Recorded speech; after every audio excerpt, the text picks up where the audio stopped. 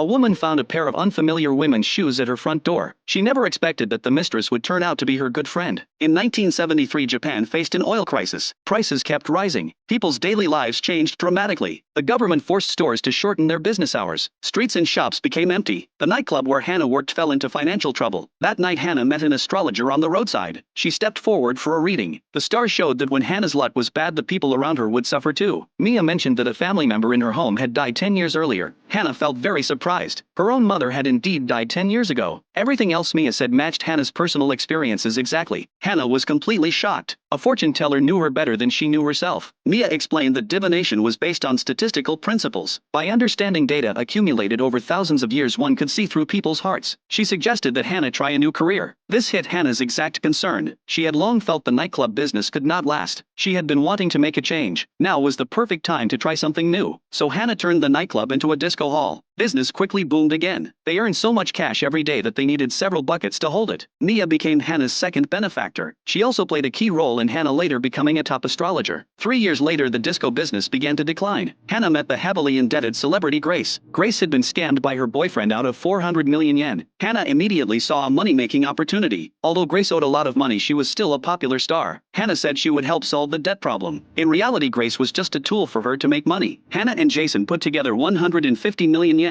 They paid off part of the debt first, then Jason put on an act. After all, he was an important figure in the underworld. All the debt collectors had to show him respect. Jason even knelt publicly to plead for mercy. The creditors had no choice but to accept. They did not dare refuse the request of a major underworld boss. This was actually a form of veiled threat. Grace was deeply moved by their actions. She became willing to follow them completely. Hannah had saved Grace, who had nowhere else to turn. Hannah herself also became a well-known figure. Grace thus turned into a money-making tool. Hannah and Jason made a lot of money from it. They used Grace's status as a top celebrity. They made the nearly bankrupt disco popular again. Hannah only wanted to make money by exploiting others. But Jason was an old-school gangster who valued loyalty. He gradually could not accept Hannah's methods, because Hannah only cared about how much money Grace could earn for her. It was completely different from the help she had claimed to offer. Hannah had learned to exploit others from her own experiences of being exploited. She had become the very kind of person she once hated most.